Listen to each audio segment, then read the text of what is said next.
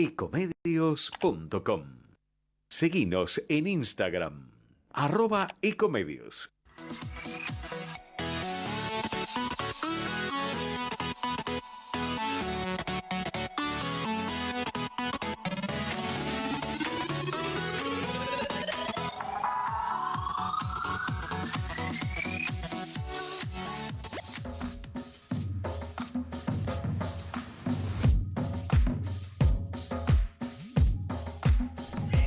Sí, buenas tardes a toda la audiencia de Ecomedios AM 1220, donde estamos entre ustedes y nosotros todos los miércoles de 17 a 19. Nuestras vías de comunicación son teléfono 11 4325 1220, WhatsApp 11 30 37 68 95, la app móvil es Ecomedios y la web ecomedios.com. Estamos acá nuevamente con el doctor Pérez San Martino. Hola, Osvaldo. Hola, ¿qué tal? Y con el doctor Ezequiel Domínguez. Hola, Ezequiel. Buenas tardes. Y hoy vamos a tratar algunos temas de relevancia de esta realidad siempre tan dinámica argentina, tan dinámica y en muchos casos hoy tan triste por el espectáculo bochornoso que ayer protagonizó el presidente de la República y su vicepresidenta. En realidad, ayer quedó claramente demostrado que es la presidenta de facto y que es, como lo habíamos dicho más de una oportunidad, Alberto Fernández, un simple vicario, un mandamás, alguien que cumple las órdenes que se le imparten, ya sea de Cristina Fernández o del Instituto Patria, que en realidad viene a ser lo mismo. Eso quedó claramente marcado ayer en un discurso absolutamente anodino, hecho simplemente para satisfacer a su patrona, a quien lo puso en la poltrona de presidente de la República, Cristina Elizabeth Fernández, un discurso hecho para su militancia, con una absoluta falta de tino, siempre criticando a Macri, pero Macri constantemente, y en un momento en que tiene que buscar puentes de plata con la oposición, justamente lo que está buscando es dinamitarlos. Ve que la propia tropa de él está absolutamente desgranada. Sin embargo, su tosudez, que es la misma que imprime su gestión la vicepresidente, lo llevan a cometer estos errores realmente garrafales. Irritó tanto a la oposición que un sector, el sector a lo mejor que se le planta más se pone en una posición más dura, que es justamente el sector del PRO, se retiró de la sesión. Yo creo que en una actitud que comparto y que creo que debió haber sido compatibilizada con las otras fuerzas políticas que integran Juntos por el Cambio. De todos estos temas, del tema de Ucrania, del tema de lo que estamos viviendo, no solamente con el horror de una guerra, sino también con un loco demencial que está llegando a las cosas a límites inusitados, y un mundo que no ha comprendido que estamos en presencia de alguien que puede llegar a ser un nuevo Hitler. Yo veía que a lo mejor algunos mandatarios de otros países parecen que fueran el Chamberlain famoso, aquel que firmó un papel sin ningún valor con Hitler, donde Hitler se comprometía nada más que a recuperar los territorios que habían pertenecido históricamente a Alemania, caso de Austria, caso de los Sudetes y caso de la Renania, pero luego avanzó sobre Checoslovaquia, y arrasó hasta que quedó en las puertas de Stalingrado. Y de esos temas vamos a hablar justamente con Waldo Wolf, diputado nacional de Juntos por el Cambio, del PRO, que está con nosotros, que nos acompaña por Zoom. Hola Waldo, ¿cómo estás? Hola, ¿cómo te va, Jorge? Un gusto hablar con vos. Recíproco. Estoy acá con Ezequiel y con Osvaldo Pérez San Martino, y la primera pregunta que te vamos a hacer antes de entrar en el tema de esta carta, que es no huir, sino que ir justamente a enfrentar el problema, que hoy es muy grave, que es un problema planetario, que es el de Rusia, con la invasión, con la agresión violenta y lacerante, y diría violatoria de todos los derechos humanos y de los derechos humanos y de todas las convenciones internacionales. Pero previamente te quiero preguntar por el espectáculo tan triste que dio ayer el presidente y su vicepresidenta, no solamente entrando en el minuto de silencio famoso, donde se acomodaba el pelo ella, donde él tiraba besitos para la tribuna en un claro desprecio por los conciudadanos muertos por el COVID, los más de 120.000, y también por los que están muriendo en estos momentos en Ucrania. Bueno, tal cual vos lo dijiste, un espectáculo que lamentablemente nos tienen acostumbrados. El presidente una vez más tuvo otra posibilidad de hablar para el país, de tener un discurso grande, continente, y tuvo un discurso chiquito, casi psicoanalítico, hablándole a quien lo puso como presidente, tendenciero, bravucón, mentiroso, un hombre que es ejemplo en la casa de muchos argentinos hoy, ejemplo de decirle a un hijo no seas mentiroso como Alberto Fernández, tristemente, porque es un hombre que además casi te diría que no hace falta ser un gran técnico en cuestiones vinculadas al psicoanálisis, ¿no? Cuando le gritaron mentiroso se pone loco. Ayer Cornejo le dijo mentiroso, bueno, le dijimos varios, ¿no? Porque incluso estaba mintiendo con las cifras que da el propio Ministerio de Economía respecto de la pobreza, la desocupación, la reactivación económica. Y bueno, eso es lo que tenemos, un minué entre una vicepresidente que puso a un presidente y un presidente que gobierna para satisfacerla de ella, cuyo objetivo es la impunidad, perpetuarse en el poder, hacerse de las cajas y mantener un statu quo que la conserva en el lugar en que está, ¿no? Exactamente.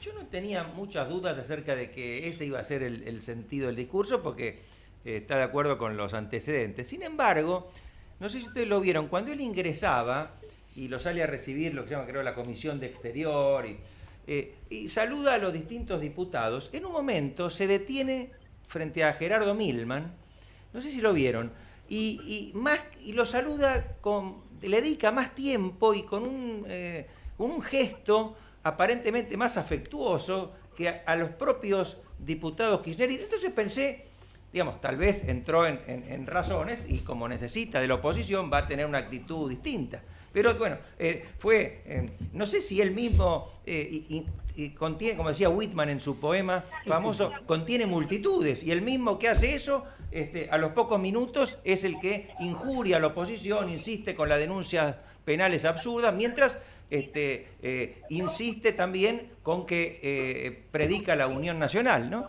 No sé cómo lo viste eso. Sí, yo sabía lo que le estaba diciendo el diputado Milman, le estaba pidiendo que haga un minuto de silencio por Ucrania, me refería a eso. Pero tiene esa cuestión, es un disociado, ¿no? Un hombre que por ahí de repente habla de manera afable y de repente se le trastoca la cara y le ata la tribuna y enardece a los propios, logrando esos aplausos. Ayer dijo, ¿no?, que ellos habían transparentado la obra pública con Cristina Fernández de Kirchner sentada al lado, estaba procesada por ser jefa de una asociación ilícita con 27 empresarios que se autoinculparon diciendo que les llevaban la coima del sobreprecio de la obra pública. Si no fuera trágico, sería solamente simpático. Así que así es él, ¿no? Sí, realmente sorprendió esa actitud. Ya de entrada ya le marca, como diríamos futbolísticamente, la cancha, cuando le dice que se saque el barbijo. De entrada le hace sacar el barbijo. O sea, yo creo que ya este muchacho la dignidad la perdió hace rato. Yo tengo una anécdota personal que algún día la contaré, pero cuando yo tenía buena relación con él allá después que dejó de ser jefe de gabinete, y yo hablaba con él y parecía que la dignidad era un valor absolutamente desechable cuando uno llega a los altos vértices del poder político. Pero nunca pensé que llegara a estos extremos, que la falta de respeto fuera pública y que él no lo supiera parar. Incluso más, cuando le dijo, ahora tenés que pedir un minuto de silencio, pero después le dijo, mirando el sector nuestro, el sector de la bancada de Juntos por el Cambio, hay que saber esperar. O sea, tuvo una cosa de lo más desagradable. Uno comparaba anoche, cuando yo veía la iniciación del periodo ordinario de sesiones en Washington, a Joe Biden, a Kamala Harris y a Nancy Pelosi, la diferencia abismal. Pero ¿por qué? Me dicen muchos, pero la oposición también lo aplaudía a Biden, pero porque Biden el respeto se lo ganó. No es como este hombre que se autoincrimina. Pero yendo a otro tema, me parece muy relevante esta carta que han mandado con Patricia y un grupo de diputados, con Patricia Bullrich, para ir a Kiev y hacer una presentación ante tribunales internacionales. Contanos un poco más de esto, Waldo. No, la verdad que es una idea del diputado Milman, la que yo suscribí, de promover a través de distintos organismos internacionales. Hay un organismo internacional que nuclea parlamentarios de todo el mundo, y también están las Naciones Unidas, y hablamos acá con el encargado de negocios de la Embajada de Ucrania en la Argentina, proponiendo así como una fuerza multilateral de legisladores de todo el mundo, que vayamos con algún tipo de cobertura vinculada a lo diplomático para solidarizarnos y para poner el cuerpo y para pedir que termine esta invasión, que es una locura, tal cual vos lo describías en la introducción a mi nota. Uno pensaba que este tipo de situaciones, sobre todo en países grandes, pertenecientes al concierto de las naciones, ya estaba totalmente superado. Lamentablemente, y no menos repudiable, se escucha a veces de países secesionistas más pequeños, en alguna región pequeña de los Balcanes, en alguna región de África, y eso no está bien, pero pensar en Rusia, en Ucrania, en países totalmente insertos en el concierto de la democracia, de las instituciones, de los organismos internacionales, parecía algo totalmente imposible, y ahora lo vemos por tele y es una locura. Así que eso es lo que propusimos. Trabajaremos en eso. Hoy lo veo poco probable, pero es una declamación con ese espíritu, ¿no? Volviendo al plano doméstico, ahora el gran tema que se viene es el acuerdo con el Fondo Monetario, sobre el que todavía no tenemos conocimiento exacto de cuál es el contenido del texto. Se suele decir, falta la letra chica. Yo creo que falta todo. Me parece que decir letra chica es minimizar contenidos sustanciales del acuerdo. Pero mi pregunta es, no quisiera estar en los zapatos de la oposición, no ser un diputado de Juntos por el Cambio en este momento respecto de ese tema, porque imagino que es una posición muy difícil de adoptar. Por un lado hay una responsabilidad institucional, una responsabilidad respecto del país, de que la Argentina cuente con un acuerdo, que no caiga en default. Por otro lado, sería extraño que ese acuerdo fuera aprobado por la oposición y no por importantes sectores del propio oficialismo, ¿no? que le harían pagar a la oposición después, o intentarían hacerle pagar los costos políticos. Así que te quería preguntar cuál es la postura, si es que ya hay alguna postura unificada al respecto. No hay postura unificada. Decirte que no me molesta, y entiendo tu analogía, y sé que lo hiciste con simpatía, de estar en mis zapatos, porque lo vamos y en los zapatos de los que hacemos esto con responsabilidad plena. Yo te adelanto hoy, mi posición hoy, de ninguna manera, si el bloque oficialista no vota de manera unificada, hoy a esta hora yo voy a votar a favor. Porque además considero, y tu argumento de que ellos se tienen que hacer cargo de lo que van a hacer, como nos hicimos cargo nosotros de nuestras decisiones políticas, y el juego de la democracia hizo que la ciudadanía nos vote a favor y en contra, y no hay ninguna posibilidad de caer en default, porque el presidente tiene dos herramientas como para ser responsable en caso de que él no consiga los votos. La primera es la derogación de la ley que hace que pase por el Congreso, y la segunda es un decreto de necesidad y urgencia para aprobar el memorándum que se ha firmado. Así que de ninguna manera el será responsabilidad nuestra si se queda en default. Incluso una tercera herramienta que tenemos, porque incluso aunque el presidente incurra en la irresponsabilidad de no hacerse cargo de caer en default, cosa que yo creo que es imposible porque no puede gobernar sin un acuerdo con el fondo, nosotros tenemos siempre la herramienta de al otro día que incurra en default presentar un proyecto de ley por el cual nosotros ponemos las condiciones, presentamos un proyecto para legislar y tratar el acuerdo. Así que yo no me voy a dejar correr con la psicopatía que si se queda en default es culpa nuestra, porque el gobierno tiene los votos, vinieron juntos al poder, la fórmula era Cristina Fernández de Kirchner y Alberto Fernández, en el orden que quieran, declamativo, real, infundado, y tienen las herramientas como para no caer en default, y ellos se tienen que hacer cargo de la decisión que tomen todos juntos. Si ellos votasen todos juntos, evaluaría la posibilidad, estoy dispuesto a evaluar la posibilidad de acompañar. Si no vota todos juntos el bloque del oficialismo, de ninguna manera, hoy a esta hora yo considero que nosotros tenemos que votar a favor. Sí darle el quórum, pero que se hagan cargo entre ellos de la decisión que tomen. No, sí, a mí me parece totalmente acertado, y es la decisión que yo comparto contigo y que si fuera diputado tomaría, pero además pondría, que seguro que vos esto también lo has dicho más de una oportunidad porque es un apotegma de campaña, pondría como condición que esto no implica cualquier acuerdo con el fondo la posibilidad de crear nuevos impuestos o aumentar los existentes, porque es la asfixia ya que tiene el privado. Entonces me parece que ya el privado y todos nosotros, para alimentar un estado elefantiásico, un estado estúpido, bobo, que no satisface las necesidades más elementales de la gente.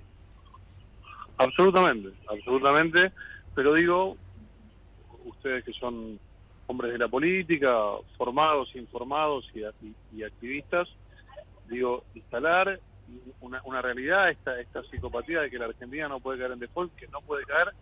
El presidente de la nación tiene las herramientas como para que no caiga. Y si él hizo pasar esto por el Congreso, y está muy bien, que traiga los votos de su bloque y que se hagan cargo de lo que decida.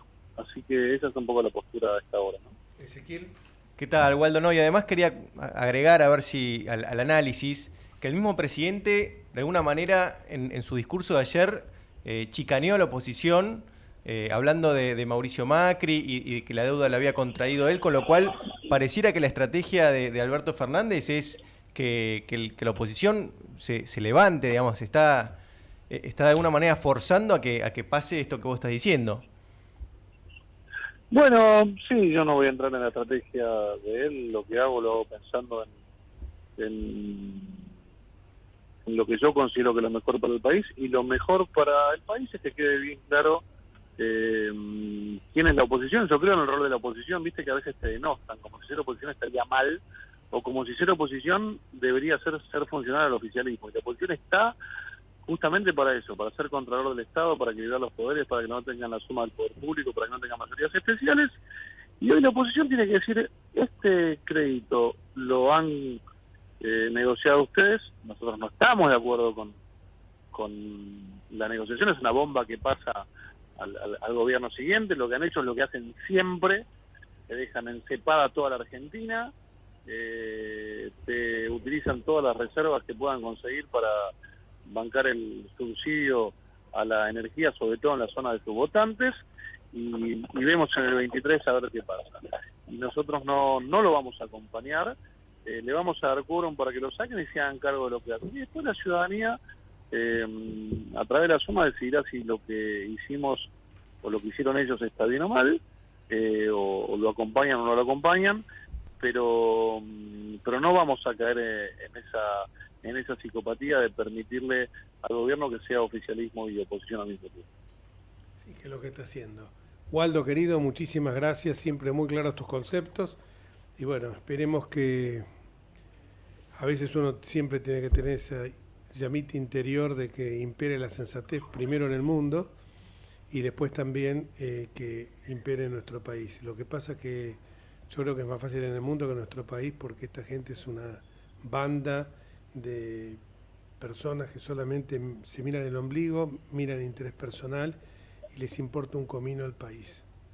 Muchísimas gracias, Waldo querido. Un abrazo grande. Chau, chau. Gracias. Adiós.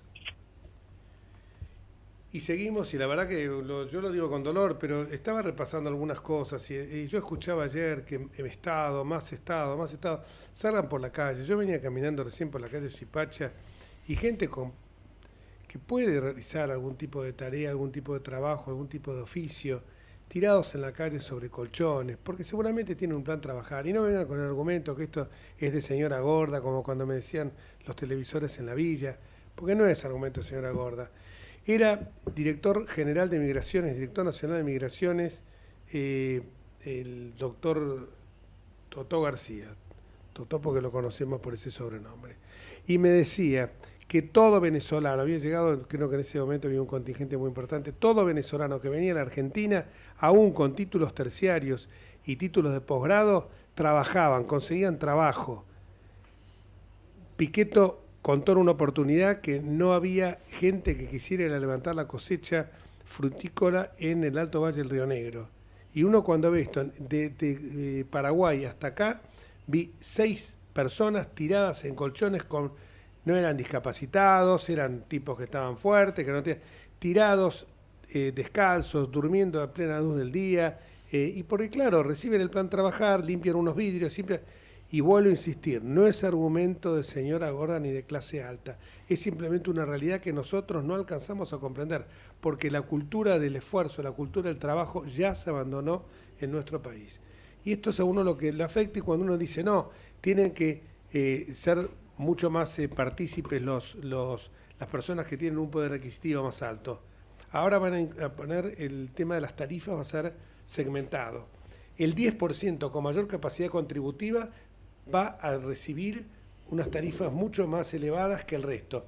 Ahora, ¿por qué esa persona que está en el 10% más rico de la población, si por ahí se aprieta o se reduce para consumir menos gas, menos electricidad, ¿por qué va a tener que seguir siempre castigada? Yo era chico y mi vieja me iba atrás mío, y te pasaría vos, Osvaldo, que iban atrás nuestro y éramos de hogar de clase media, padres profesionales, iba atrás nuestro apagando la luz y te decía que sos socio de la, no sé si era la Segua, acá de Chá, de Ítalo, la Ítalo, que sos socio de la Ítalo. Y en el verano, en el invierno, te ponía la bolsa de dormir si tenía frío.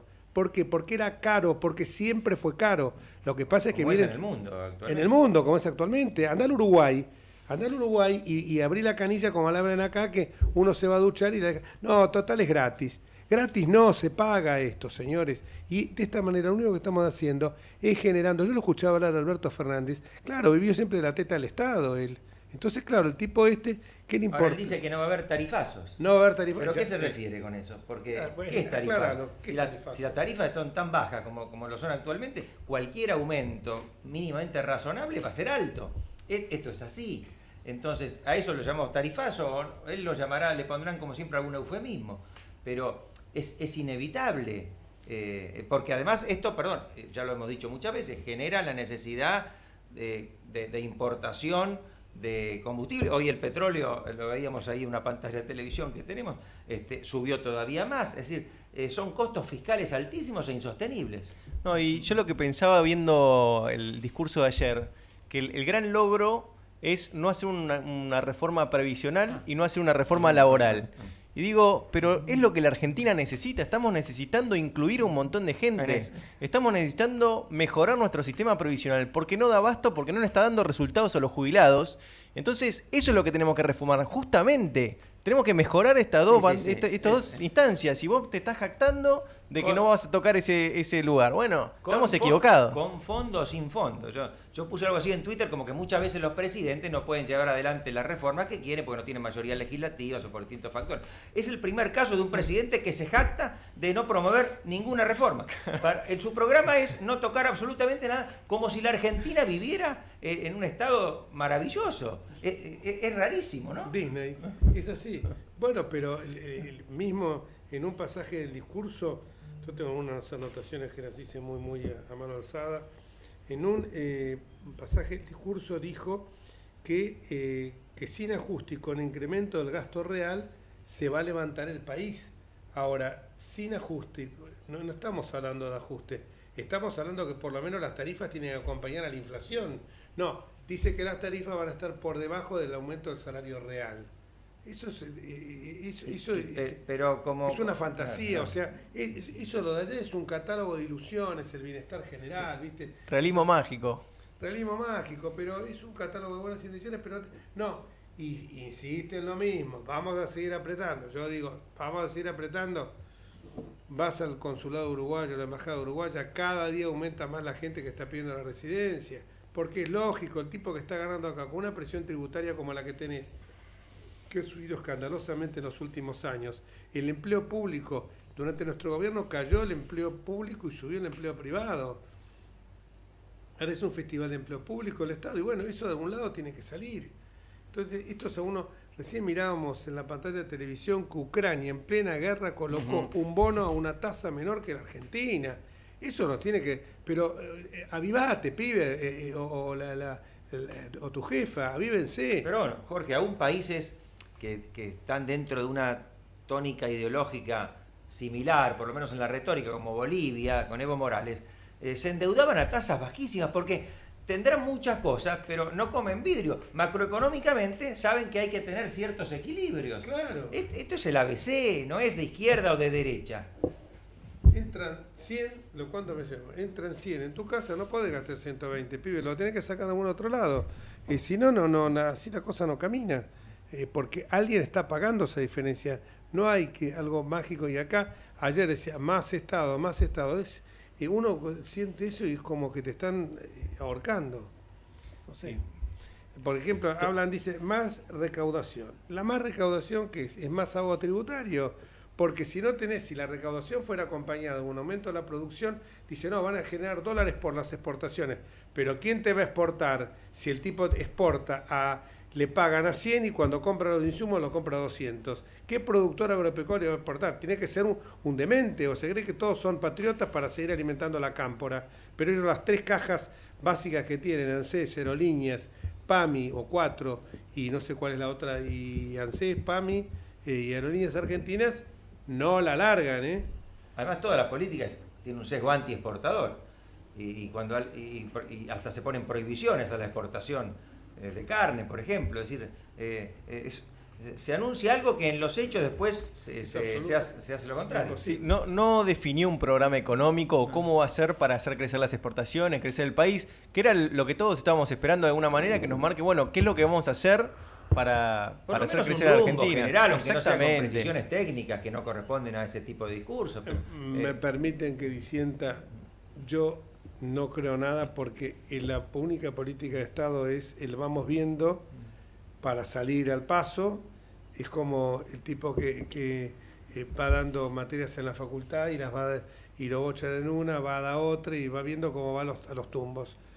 Porque ellos tienen solamente 2 objetivos.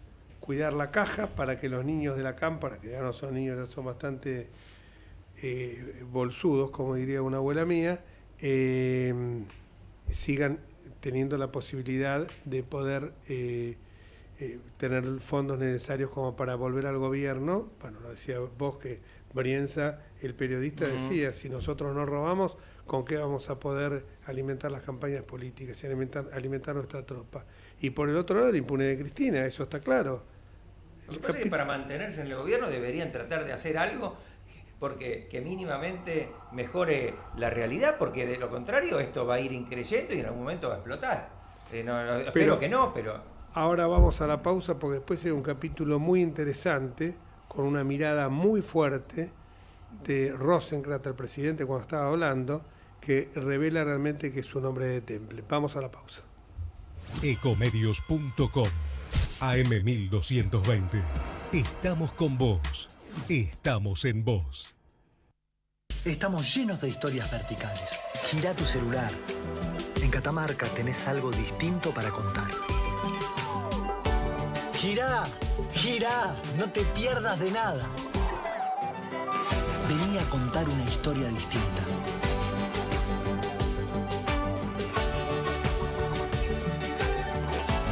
¿Querés descubrir descubrir algo distinto? Girá y vení a Catamarca. Todo lo que hicimos en la costa lo hicimos porque nos escuchamos y trabajamos en equipo. Vos, que querés vivir en un lugar que te encante, y nosotros que lo estamos haciendo. Y así funciona. Juntos hacemos más y disfrutamos más de la costa. Vivamos Vicente López. La Posada Morada dos Ventos te espera en Pipa, la mejor playa del nordeste de Brasil. Única por su bahía con delfines. 12 exclusivos departamentos y 3 piscinas circulares en medio de un jardín tropical. Podés venir con cualquiera de las vacunas aplicadas en Argentina. www.moradadosventos.com. Morada Dos Ventos, Pipa, el primer lugar cuando decidas viajar. Informate en ecomedios.com. Seguinos en TikTok, @ecomedios1220.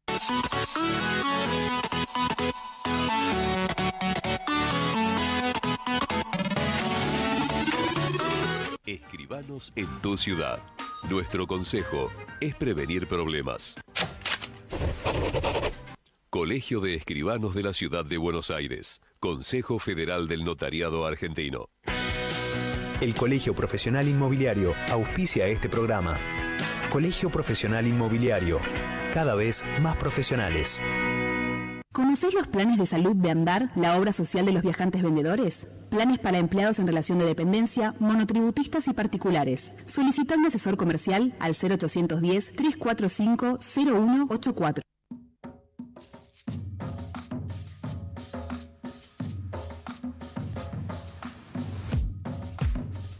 Y seguimos con el análisis del discurso de ayer, que no cumplió con lo que marca la Constitución Nacional, el artículo 99, ¿no es cierto, Osvaldo?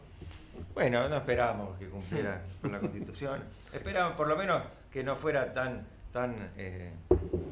arraigado en esa tendencia que tiene a injuriar a la oposición cuando más la necesita, ¿no? Y seguir con una denuncia penal sobre el crédito que tomó Macri.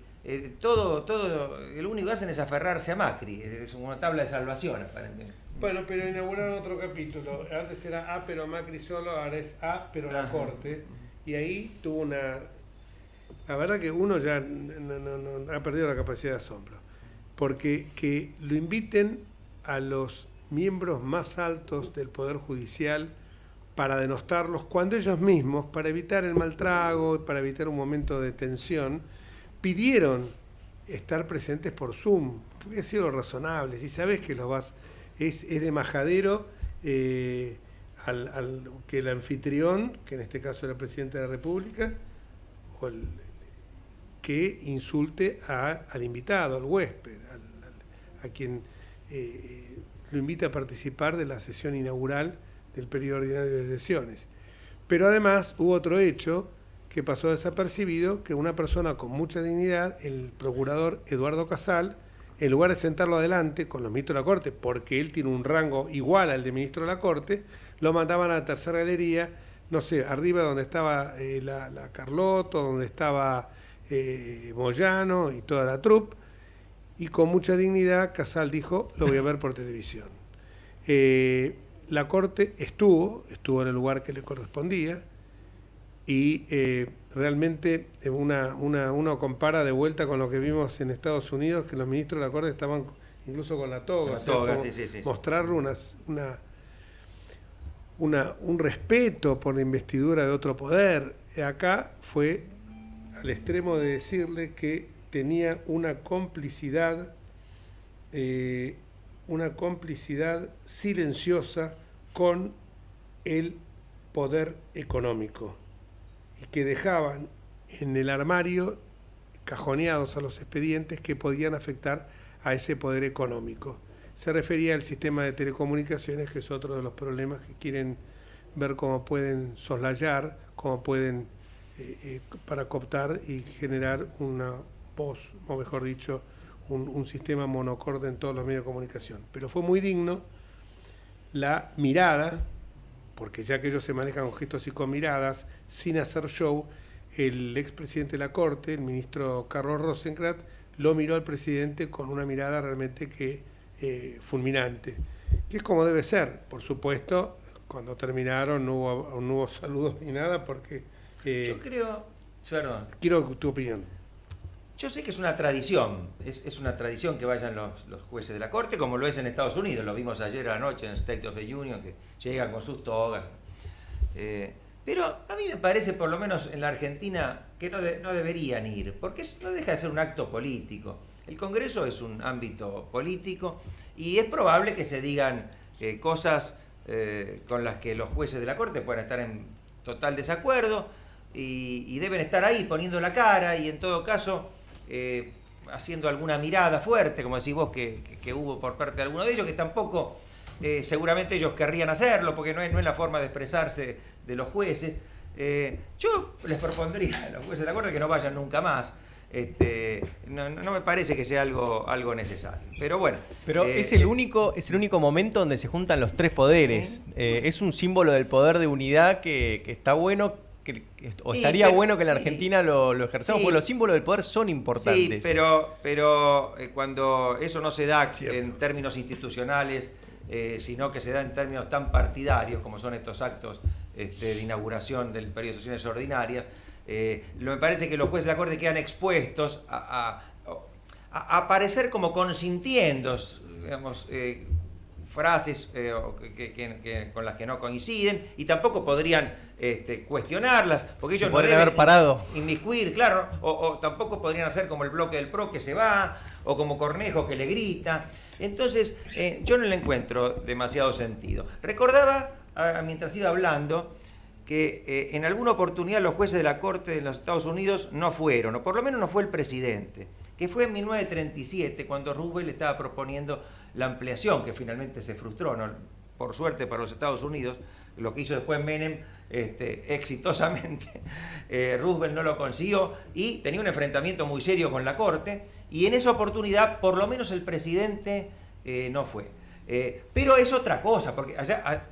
Ahí oíamos el discurso de Bayo, lo veíamos, y ellos, el discurso, por supuesto que el presidente expresa su agenda y expresa sus proyectos, y en algunos casos lo aplauden todos, seguramente cuando hablaba de lo de Ucrania, y en otros lo aplaudirán los demócratas, y los republicanos se quedarán callados, no dicen nada, pero todo muy ordenado, muy prolijito. Es distinto a lo que pasa en la Argentina. Entonces me parece que mientras sigamos en ese fango, no creo conveniente que haya jueces de la Corte presentes. Es mi opinión.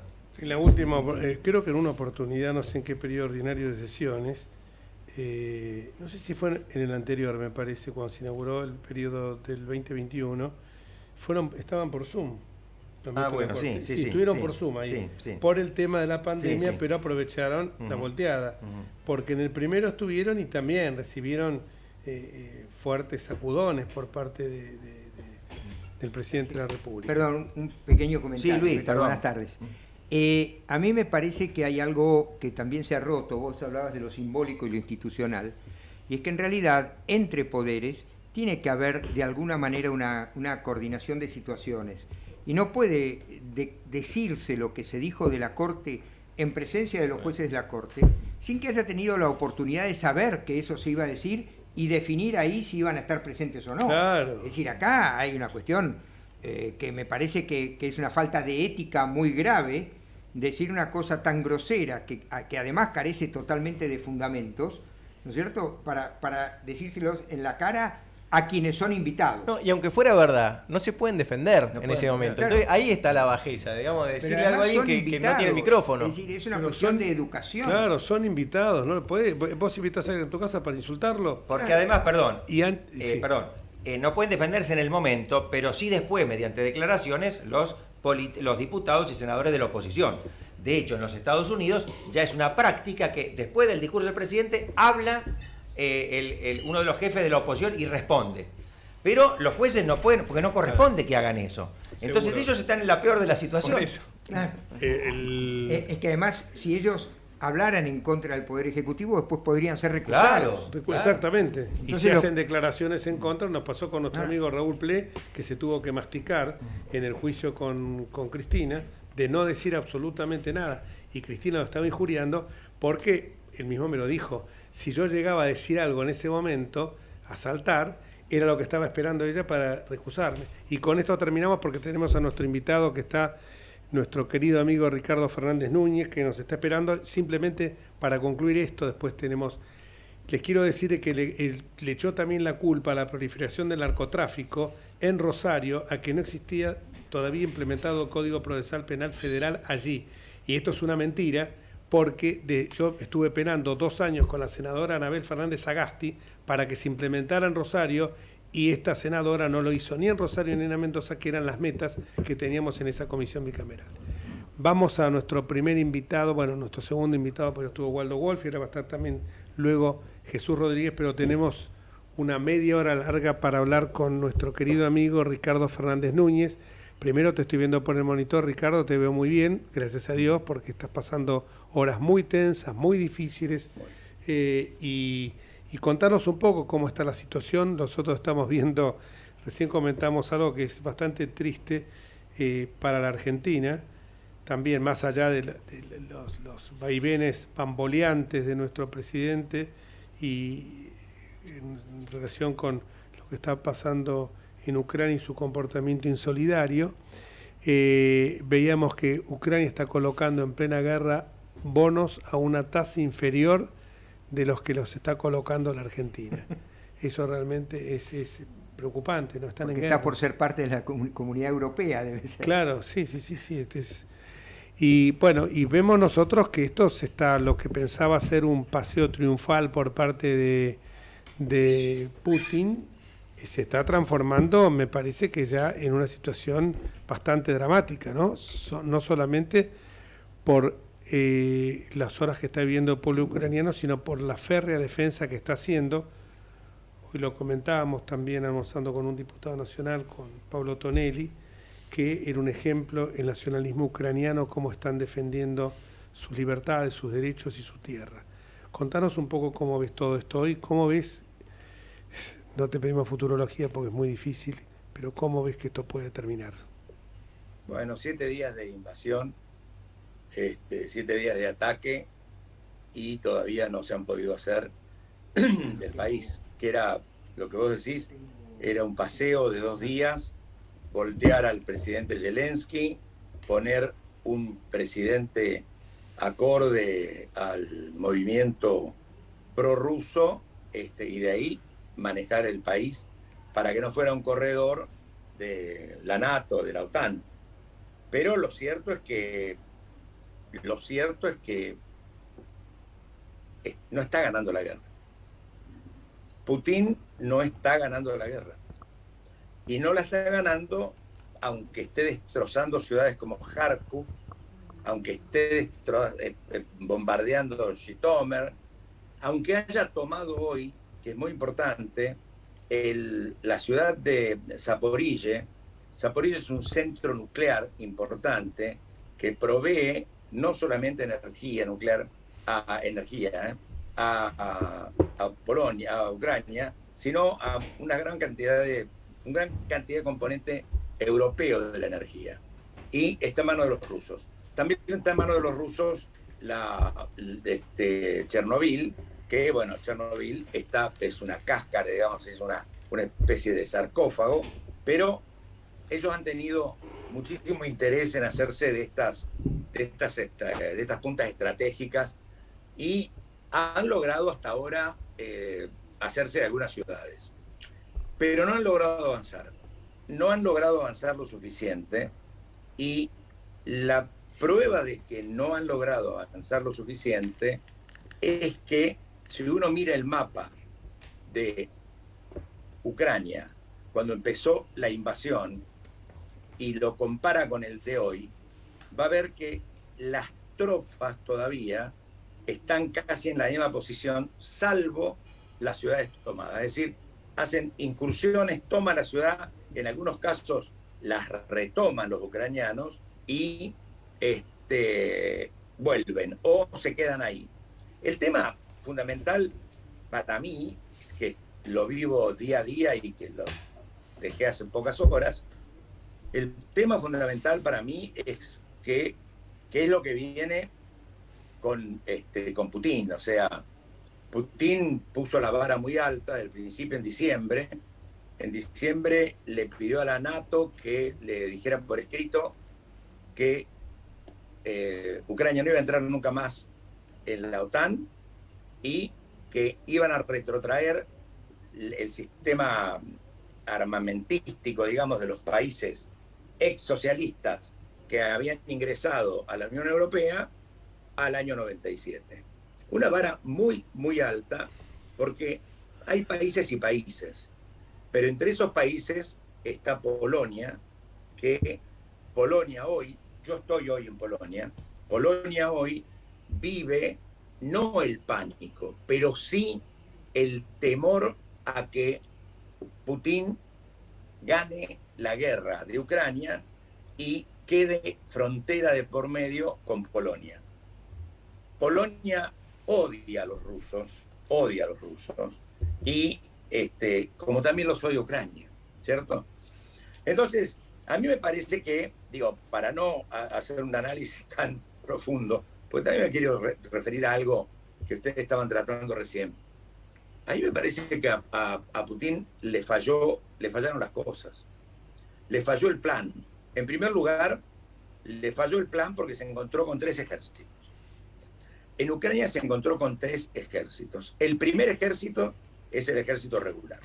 Un ejército que ha peleado en todos lados, estuvo en Afganistán, fue un ejército de ocupación en la República Checa, tiene una tradición guerrera muy importante, aunque estaba medio desarmado por la gestión de un presidente prorruso que se llamaba Víctor Yanukovych, han mantenido siempre este espíritu de lucha y este nacionalismo puro que tienen los ucranianos con su prosapia cosaca, ¿no?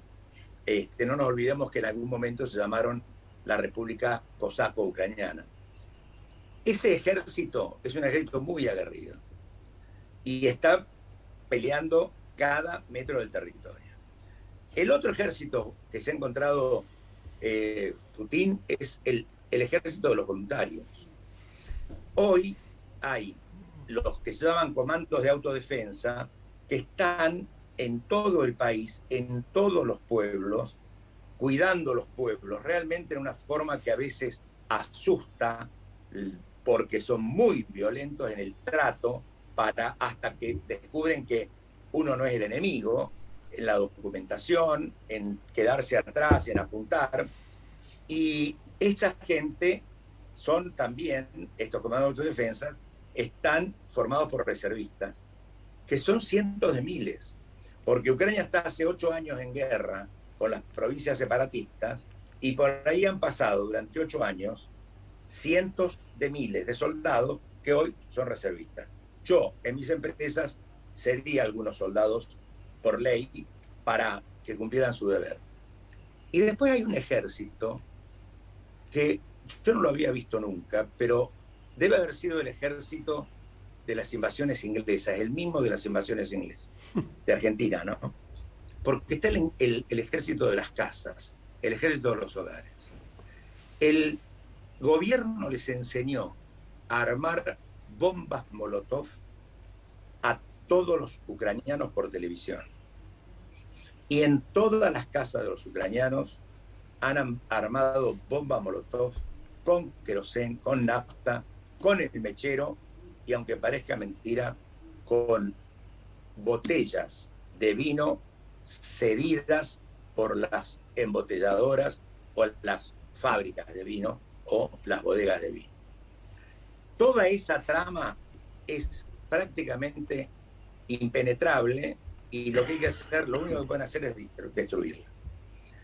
Es posible que lo hagan, pero después viene el otro aspecto que para mí ha sido fundamental. Miren, nosotros estábamos todos los que estamos en este tema, estábamos metidos en esta cuestión, estábamos muy enojados con la Comunidad Europea y muy enojados con el presidente Biden, porque el presidente Biden decía, vamos, el jueves invaden, el miércoles invaden. O sea, tenía fecha fija, era un loto. Y uno decía, pero si saben que van a invadir, párenlos ahora. Claro. ¿No? Bueno, en 72 horas, en las últimas 72 horas, el mundo, todo el mundo, se puso en marcha para aislar definitivamente a Rusia. Rusia no tiene nada hoy internacional, que no esté afectado por las sanciones. Todo. Pero lo que se les ocurra, de lo que quieran que hablemos, está afectado por las sanciones que han impuesto o los gobiernos o las instituciones de diversas actividades. Y lo que faltaba era hoy hubo dos resoluciones muy importantes. Una fue la resolución de las Naciones Unidas que condenó la invasión y bueno, como no es vinculante, hubo abstenciones, como siempre. Esa es una. Pero la que para mí es más importante, desde mi punto de vista personal, de mi percepción, es el pronunciamiento de la Unión Europea. Porque la Unión Europea hoy votó de incorporar como miembro proponente a Ucrania. Y a partir de ese momento están amalgamados dentro de la Comunidad Europea, que es un bloque de 350 millones de habitantes hoy y que está soportado por la NATO, que tiene atrás también a Estados Unidos. Entonces, me parece que se le está poniendo muy difícil la situación y que las charlas de ayer, que estuvieron tan alterados, el único defecto que han tenido es que al sentarse a charlar no pudieron imponer el cese del fuego, porque ese cese del fuego no le conviene a Rusia. Y no lo pudieron imponer porque, por supuesto, la delegación rusa iba con estas instrucciones, pero la pena es que no hayan podido imponer el cese del fuego, porque eso a Ucrania le va a costar más sangre y más territorio. Lo que está haciendo hoy y todos ese despliegue que hicieron de camiones que vimos, 60 y pico de kilómetros, bueno, eso está directamente relacionado con la necesidad de ganar territorio para cuando venga el cese del fuego, como el cese del fuego viene con una orden de stand-by territorial, Rusia tenga la mayor cantidad posible de territorio para sentarse a negociar de diferente manera. Ahora bien, resulta que estamos hablando de Rusia invadiendo Ucrania y el tema de acá nació con las repúblicas separatistas. El tema del conflicto nació porque Rusia sublevó la región del Donbass a dos provincias, Lugansk y Donetsk, y ese fue el momento en que entró en guerra Ucrania. Ucrania está en guerra con las repúblicas separatistas, no estaba en guerra con Rusia. Entonces, hemos llegado a una situación bastante inorgánica, porque de la guerra contra las repúblicas separatistas apareció la intervención armada de Rusia, que reconoce a las repúblicas separatistas y decide ayudar para mantener la paz y manda la cantidad de soldados que manda, y que en definitiva descubre que esta guerra no es con Ucrania. Esta guerra es de Rusia con el Occidente. Y el que no lo pueda ver así, no va a tener una lectura, equivocada como la han tenido hasta ahora con Putin. Putin es un tipo absolutamente predecible. Cuando invadió Crimea, 2 días antes, dijo: esa tierra que nos pertenece, que fue la cuna, y a los 2 días aparecieron disfrazados de soldados de nada, una cantidad de soldados rusos con maquinaria rusa, tomaron la península de Crimea, llamaron a un referendo que todavía no está reconocido a nivel internacional, y a las 48 horas la anexaron, ¿cierto? Y él lo dijo. Y el martes, cuando desconoció el origen nacional de los ucranianos y además desconoció la etnia ucraniana, pero además dijo que era un gobierno de corruptos y drogadictos y de derechistas, de ultraderechistas, ese día estaba diciendo, dentro de pocas horas voy a invadir, ¿no? O sea, es un tipo muy, muy predecible. Y por eso, ahora me doy cuenta que Biden tenía razón. Este tenía fecha para invadir y lo hizo el día que quiso. Vamos, perdón, una pregunta. Espera, no, porque tenemos que ir a la pausa, nos corre el noticiero. Vamos 2 minutos y volvemos, Ricardo. Tenemos un rato largo todavía. Bueno. Un abrazo enorme. Sí. Venga. Desde Buenos Aires, transmite LRI 224, AM 1220, Ecomedios. Econoticias. Toda la información al instante. Muchas gracias. 2 minutos transcurrieron desde las 18 horas en la República Argentina. En la ciudad de Buenos Aires, con el cielo completamente despejado, tenemos una temperatura de 30 grados, la humedad alcanza el 37% y el servicio meteorológico anuncia para mañana, jueves, el cielo parcialmente nublado con una mínima de 22 y una máxima de 26 grados.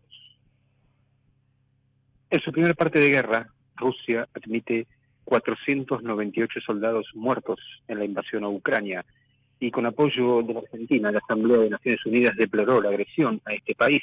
Fue en una reunión convocada en forma extraordinaria por la guerra. Votó con 141 países contra la invasión rusa y también patrocinó el documento. Por otra parte, en el Ministerio de Agricultura de la Nación, que conduce Julián Domínguez, el ministro se reunió con el embajador en Rusia. Estuvieron analizando junto a los agregados comerciales cuál puede ser el próximo escenario, teniendo en cuenta que los bloqueos comerciales y sobre todo financieros son los que más pueden perjudicar el comercio entre la Argentina y Rusia y la Argentina y Ucrania, teniendo en cuenta además que no es un comercio muy grande, pero sí hay preocupación por lo que pueda ocurrir a futuro con los precios de los commodities. Estos son los productos básicos de la economía que la Argentina suele exportar al mundo, y también se sigue con atención lo que suceda con los mercados internacionales y las posibilidades que se le abren al país, sin dejar de expresar los funcionarios nacionales que ante una crisis humanitaria tan grande, lo menos que se puede hacer es especular con conseguir nuevos mercados.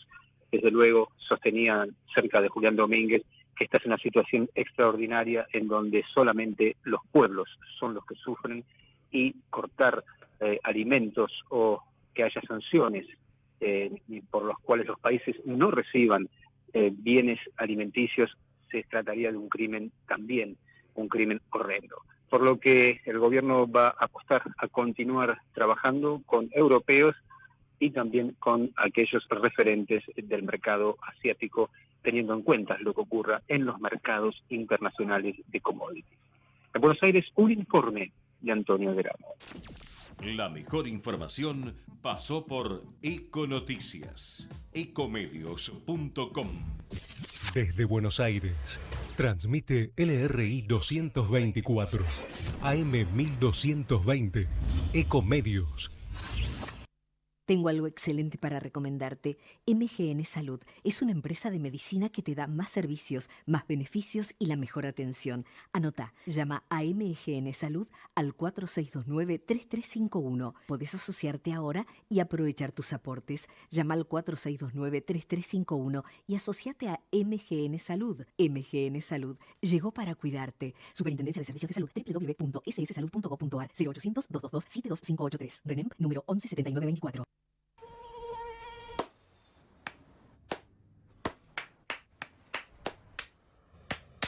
No aplaudamos al mosquito, combatámoslo en serio.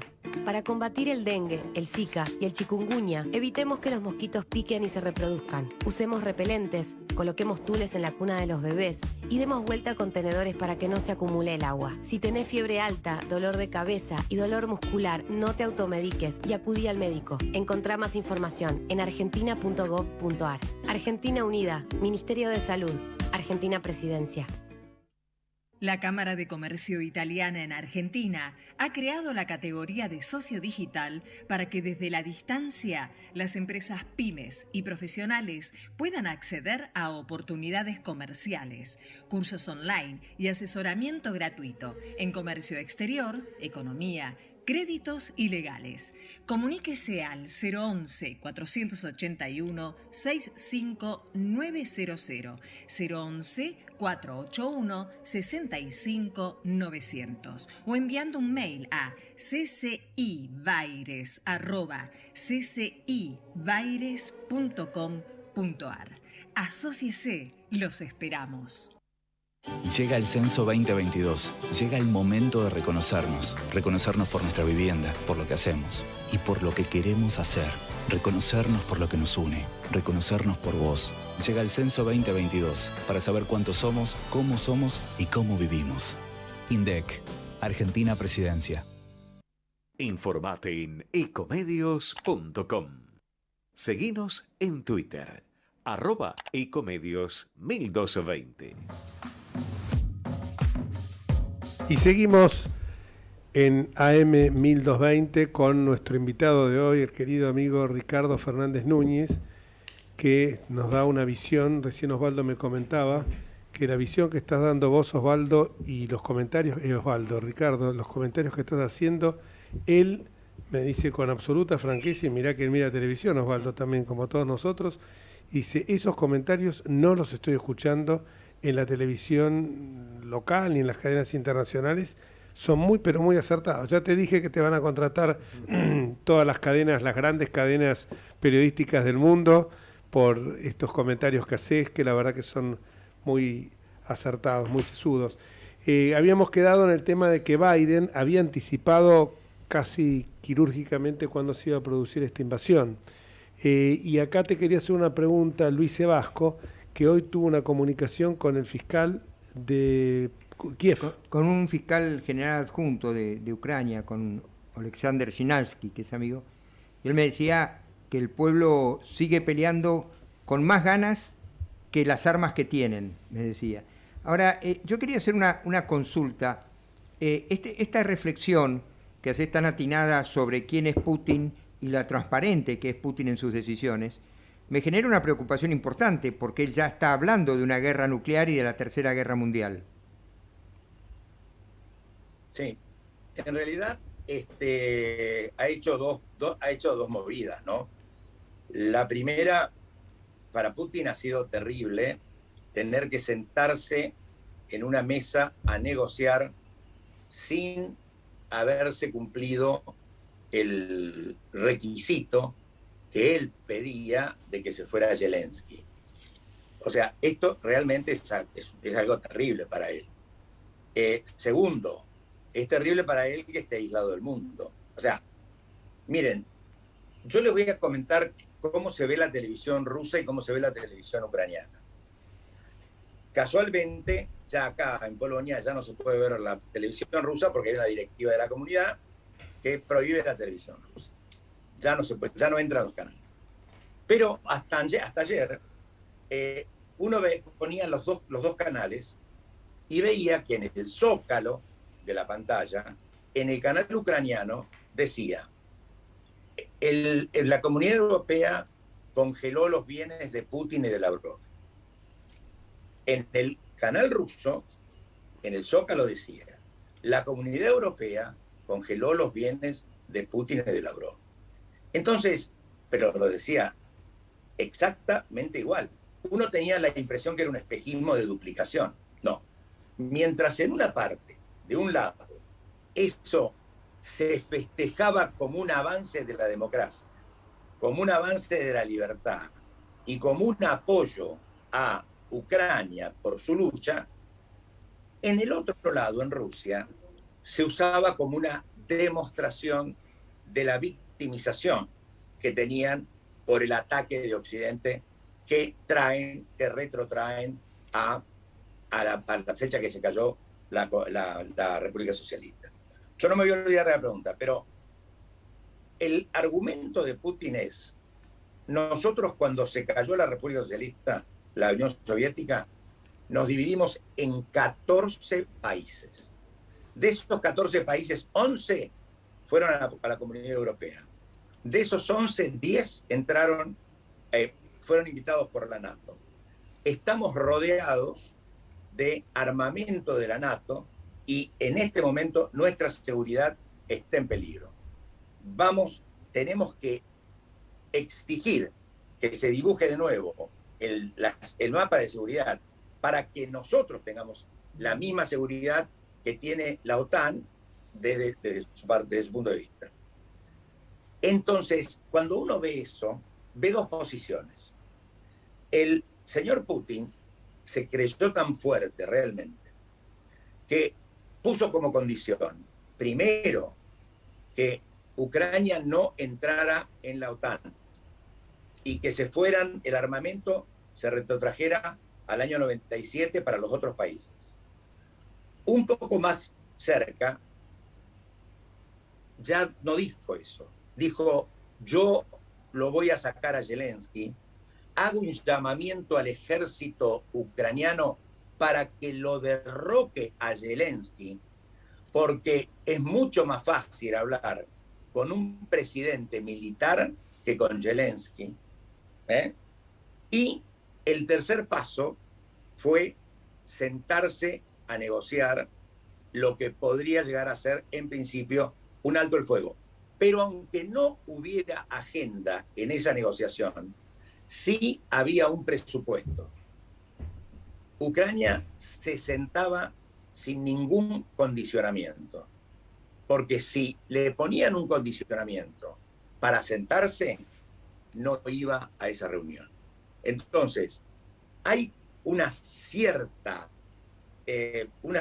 caída política, no hablo de la cosa bélica, que está apoyada, evidentemente, está apoyada y está casi, le está dando muy fuerte con todos los cambios, con todas las medidas, con todas las sanciones. Lo de las sanciones es algo que tiene muchos efectos. Por ejemplo, ustedes saben que los olímpicos no pueden participar en nada. Los olímpicos son tipos que hacen esto por amor, ¿no? O sea, que son los tipos más, digamos, más sensibles para un país, porque se matan entrenando para lograr medallas en los Juegos Olímpicos, etcétera, etcétera. No son jugadores de fútbol profesionales, ni tienen grandes contratos. Los olímpicos de Rusia, que son grandes atletas, no pueden participar en nada, absolutamente nada. Pero un detallito, a Putin lo echaron como presidente de la Federación Internacional de Judo. Putin es KGB, judoka y presidente. Son las tres partes de su vida en las que gira su amor. KGB, porque él dice que fue servicio. Judoka, porque le dedicó parte de su vida al judo. Y presidente, porque hace 20 años que está en el poder, aunque se lo cambiaba con Medvedev. Eso también es grave, porque eso es desprestigiarlo sin capacidad de reacción a Putin personalmente. Y yo tengo una teoría, que claro, como estoy en casa de amigos, la puedo decir. Ahora viene el otro problema. Ahora viene el problema de los oligarcas. Miren, nosotros tenemos un concepto, los argentinos, de que oligarca era, no sé, es un oligarca. Tenían una cosa despectiva, ¿no? En Europa del Este, sobre todo en Ucrania y en Rusia, el oligarca en realidad no es despectivo, sino que es la definición de los hipermillonarios que han hecho el dinero con el nuevo régimen, con el nuevo sistema económico a partir de la cortina de hierro, a partir de la caída de la cortina de hierro. Estos señores son los que sostienen el régimen de Putin. Son muchas fortunas basadas en la energía, fundamentalmente en la energía, y después en el sistema financiero. Estos señores ahora tienen nombre y apellido han salido a la luz porque Suiza se ha plegado a estas sanciones por primera vez en su vida. Suiza se pliega a este tipo de sanciones y descubre quiénes están atrás de estos grandes trusts y estas grandes fundaciones que son las propietarias de grandes empresas en Rusia o de grandes propiedades en todo el mundo. Y estos señores están en una lista que hizo Bruselas. Entre estos señores hay un señor que es el dueño de los supermercados Día.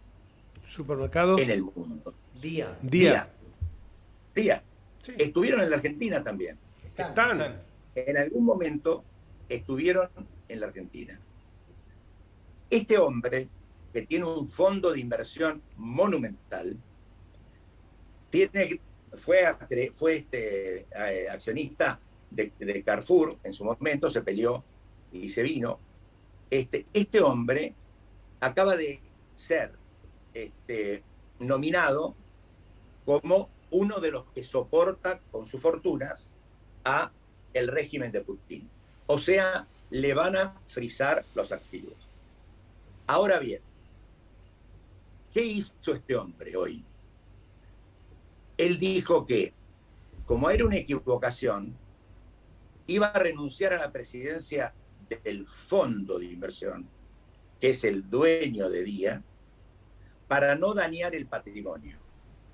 Pero resulta que él se retira como presidente del fondo de inversión, pero el fondo de inversión sigue dando fortunas que van canalizadas a Rusia para mantener el régimen.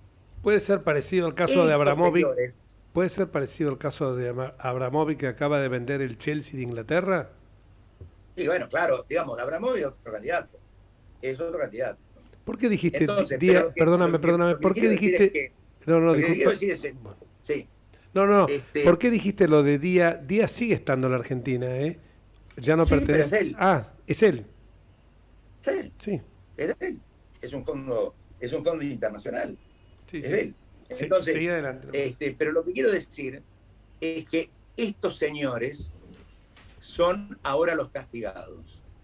Les van a sacar, primero, ya no pueden entrar con su jet a Londres. Ya sus hijos no pueden ir a estudiar a Londres. Ya las tarjetas de crédito que tenían ya no las pueden usar porque están congeladas.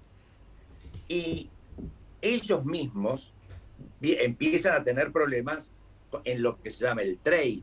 No pueden comerciar con Occidente las cosas a las que están acostumbrados a comerciar. Y estos señores, es muy posible, por eso digo que es una teoría, que acá pase lo de, en vez de lo de Putin, pase lo de Rasputin. Porque Rasputin tuvo tanta influencia en la corte que terminó perjudicando tanto a la corte de los zares y a los nobles, que los nobles lo mataron. Lo mataron porque se iba a llevar puesto el zarismo, que en definitiva se lo llevó puesto.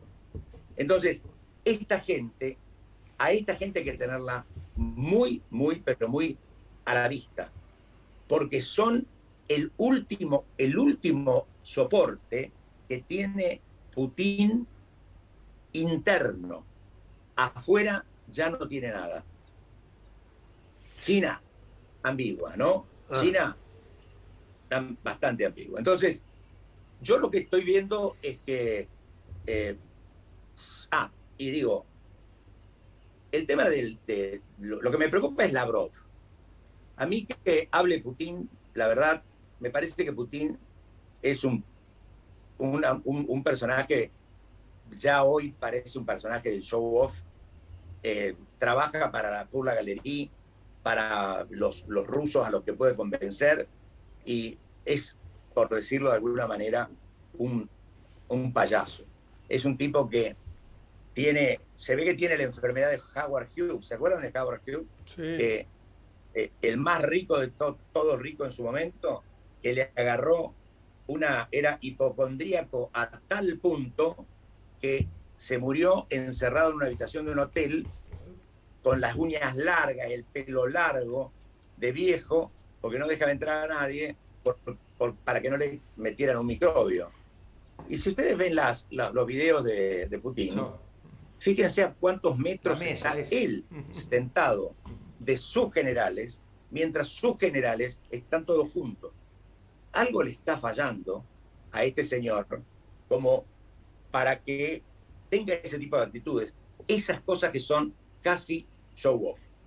Yo creo que todos vimos hace poco, cuando él hizo una transmisión pública y a cada jefe de seguridad, cada uno de los de seguridad regional, que yo, les hizo decir qué opinaban sobre el tema de Ucrania. Y cada uno fue diciendo que había que invadir. Y salvo uno que se equivocó y en ruso dijo que había que anexar. Entonces, cuando dijo que había que anexar, que seguramente era el plan B, Putin lo retó públicamente y lo avergonzó públicamente. Putin está sufriendo en este momento un deterioro, creo, miren quién está hablando, está sufriendo un deterioro de su nivel político, pero una erosión total, brutal. Entonces, ¿a qué apela ahora? A elevar la vara, a hablar de la disuasión nuclear. Disuasión nuclear con Ucrania, hablar si él habla de la disuasión nuclear con Ucrania, es porque está perdiendo la guerra. Porque si Ucrania entregó todo el arsenal nuclear con el Tratado de Budapest en el 94. Claro. Bueno, pero ahí, a ver, ahí Putin no es el único. No. Ahí estaba la Unión Europea, Estados Unidos, Gran Bretaña sí, y Rusia, que le hicieron entregar todo el armamento nuclear a Ucrania y con una cláusula de protección de la integridad territorial más la defensa ante el ataque enemigo. Mirá vos dónde estamos, ¿no? Mirá vos dónde estamos. Sí, que decía que era el tercer arsenal nuclear del mundo, el de Ucrania.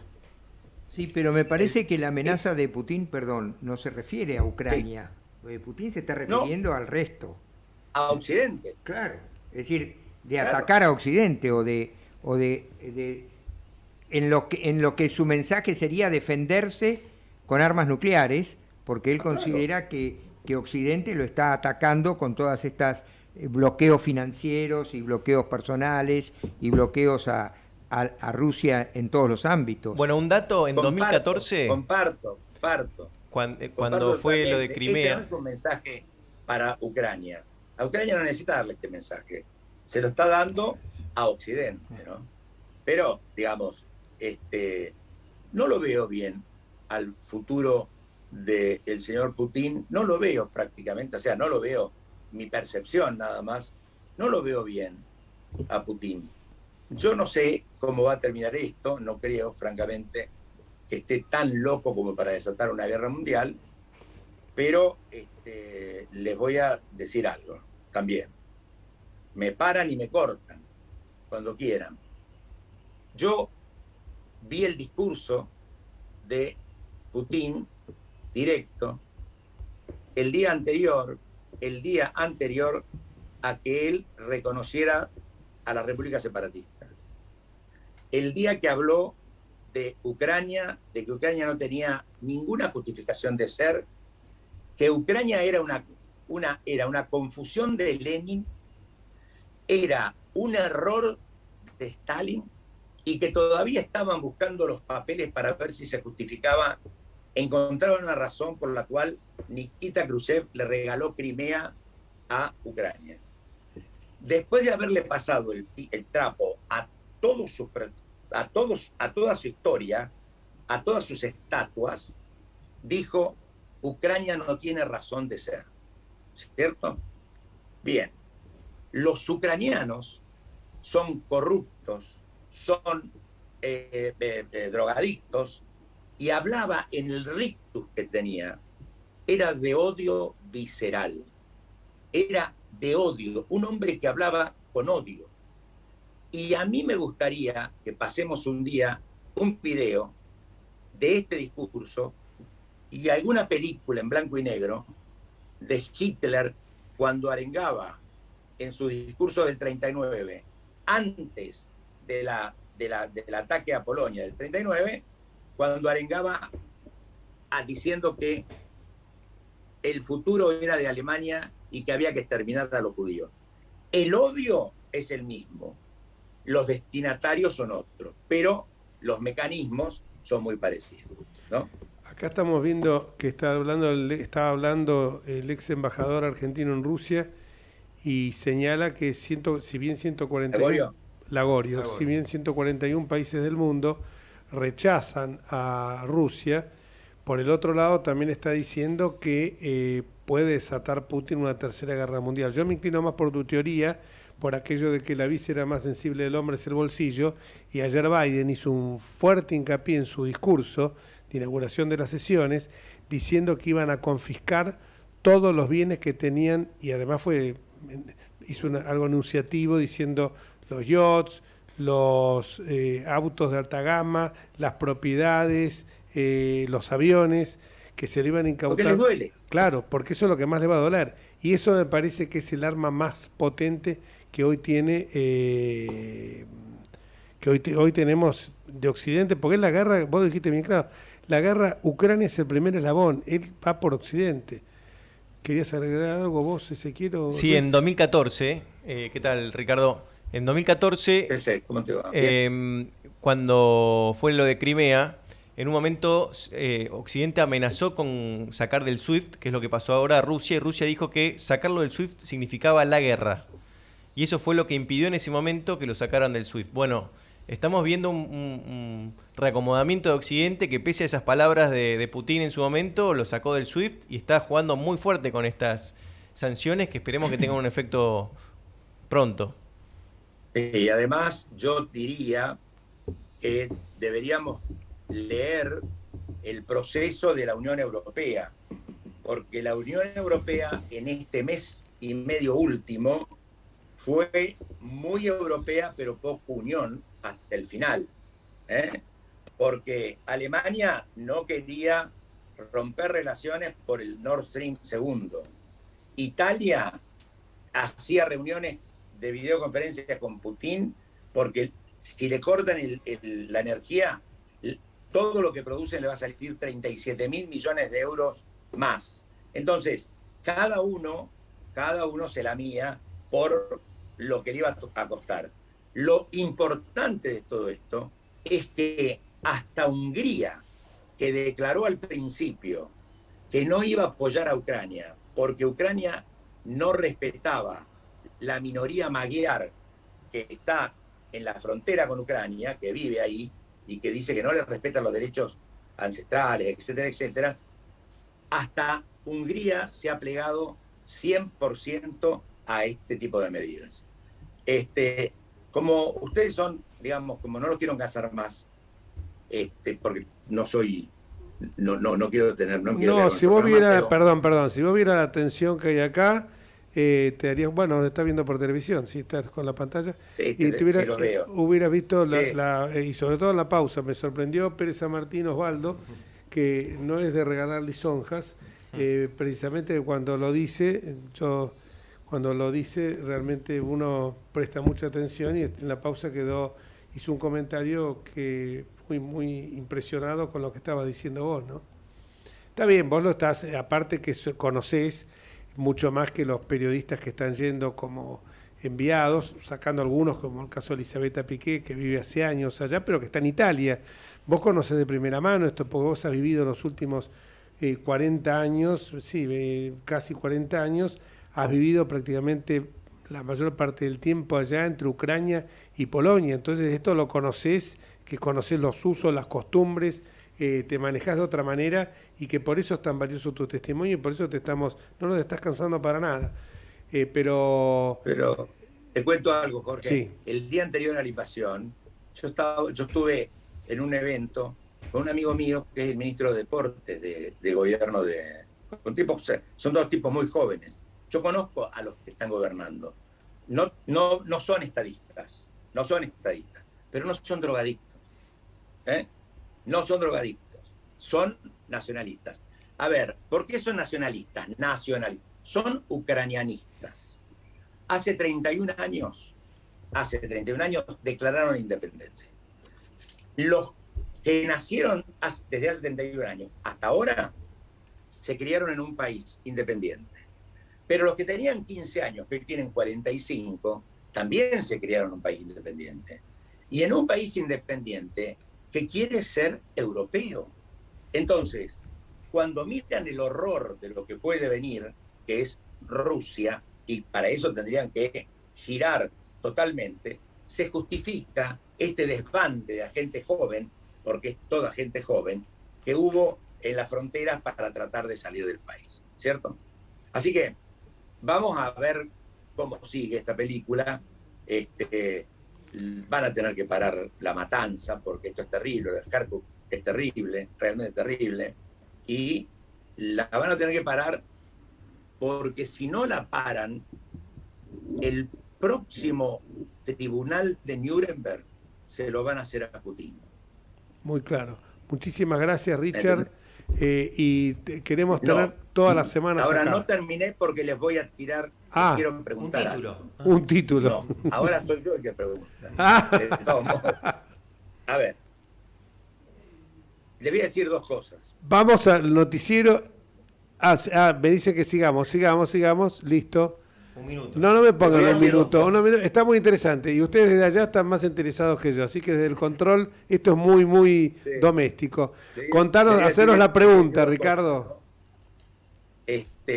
Una que, por supuesto, ustedes son gente que ha pasado por la magistratura. Luis Vasco es el prócer del Ministerio Público. O sea, no le digas eso. Ahora falta que le diga que es una leyenda y lo matamos. Prócer hay uno solo. Es una leyenda. Un tipo joven, yo no sé qué hace jubilado. Esta es la realidad. Prócer moderno hay uno solo y es el muñeco Gallardo. Pero le voy a decir algo con toda inconsciencia. Si yo fuera, no se hubiera sido. Si yo fuera ministro de la Corte y a mí el señor presidente ayer me tira ese bombazo del expediente adentro de los cajoneados, etcétera, etcétera, cómplice, me levanto y me voy. Así como se fueron los diputados, que son parte de un poder del Estado, hubo 4 jueces de la Corte que tendrían todo el derecho de decir, no, mirá, eso no me lo podés decir a mí, y menos a mí me está faltando el respeto. Y sin darme el derecho, el derecho a réplica, Pero yo me hubiera ido, porque como yo tengo mi cara, yo me voy. Y después veo que si la réplica. Lo que pasa, lo que me da mucha vergüenza. Me da mucha vergüenza porque yo tengo que dar la cara acá con los ucranianos. Tengo que dar la cara, que son, imagínense, yo tengo muchísimos empleados y tengo muchísimos amigos también.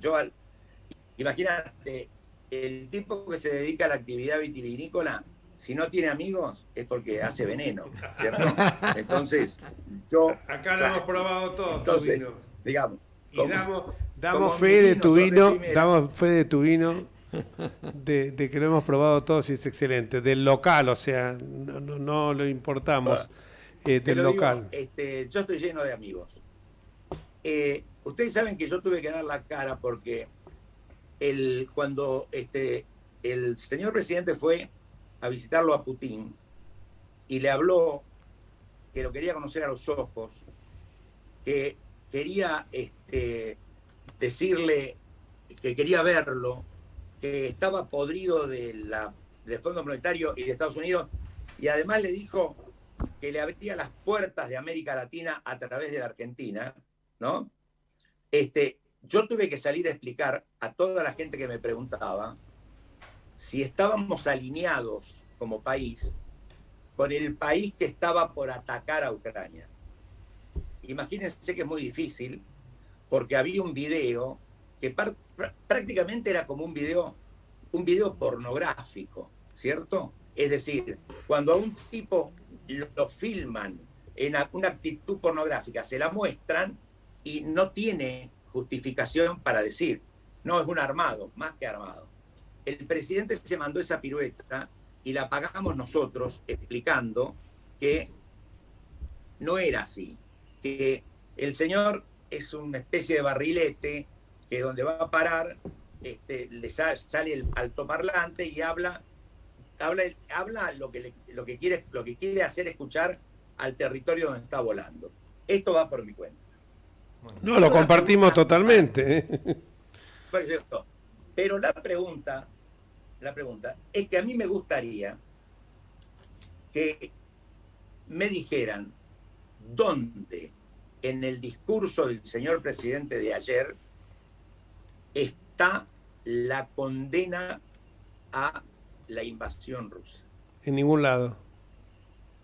En ningún lado. Y desde el principio están hablando situación generada en el territorio de Ucrania. ¿Qué situación generada? Situación que Ucrania que la generó los rusos. O sea, no quiero emplear algo ofensivo, pero la generó Rusia con la invasión, con la agresión injustificada a un país independiente. El speechwriter que tiene este hombre es un tipo inteligente, porque fíjense, decía que tanto dolor y tanta muerte no han logrado conmover la ética de los poderosos, encerrados en la lógica de un capitalismo financiero que busca perfeccionar su renta, solo lograr profundizar aquella desigualdad. Punto. Esto es lo que dijo. En este contexto, la paz del mundo se altera por la invasión militar de la Federación Rusa sobre Ucrania. Europa se conmueve mientras el fantasma de una guerra vuelve a levantarse. O sea, acá puso en el mismo nivel a Rusia, que es un atacante, un invasor, con Europa, que se está defendiendo. Muchísimas gracias, porque de gallego a gallego, de Fernández Enríquez, lo tenemos a Jesús Rodríguez, hace 10 minutos que nos está esperando, y mandarle saludos porque te debe haber escuchado también todo, Ricardo. Después claro, le voy a conectar que tu padre fue diputado radical por Córdoba, por Villa María. Muchísimas gracias, Ricardo, y nos encontramos, si Dios quiere y si vos querés también. Che, perdonen la charla, pero la verdad que... No, pero nos apasiona todo, fue fantástico, fue fantástico. Además, escúchame, esto es importante, estamos viviendo horas de guerra. Mucho más importante que cualquier interrupción nuestra. Y que hablar de Fernández. Un abrazo, Richard, y cuídate mucho. Muchachos, ahora todos los meses, en vez de llamarse enero, febrero, marzo, abril, se llaman 2023. Muy claro. 2023, está clarito, ¿no? Sí, señor. Y vamos a nuestro invitado que nos está esperando hace un rato. Le vamos a tener que primero la pausa y después hablamos con Jesús Rodríguez, que nos hemos excedido el tiempo, pero insisto que lo tenemos que tener a Ricardo todas las semanas. Pausa. Vamos la radio, somos tu voz, vamos con Eco, siempre la verdad y la mejor información. El mejor gimnasio te espera, elegí las clases que quieras, en Unfit vamos a cuidarte.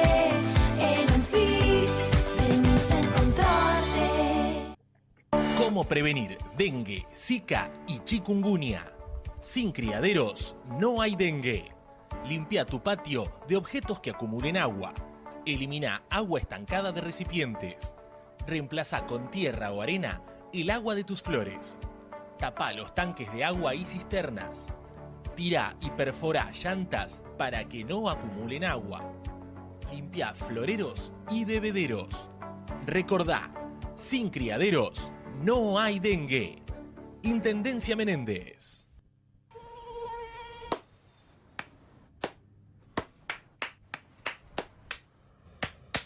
No aplaudamos al mosquito, combatámoslo en serio. Para combatir el dengue, el zika y el chikungunya, evitemos que los mosquitos piquen y se reproduzcan. Usemos repelentes, coloquemos tules en la cuna de los bebés y demos vuelta a contenedores para que no se acumule el agua. Si tenés fiebre alta, dolor de cabeza y dolor muscular, no te automediques y acudí al médico. Encontrá más información en argentina.gov.ar. Argentina Unida, Ministerio de Salud, Argentina Presidencia. Informate en ecomedios.com. Seguinos en Facebook, Ecomedios Live.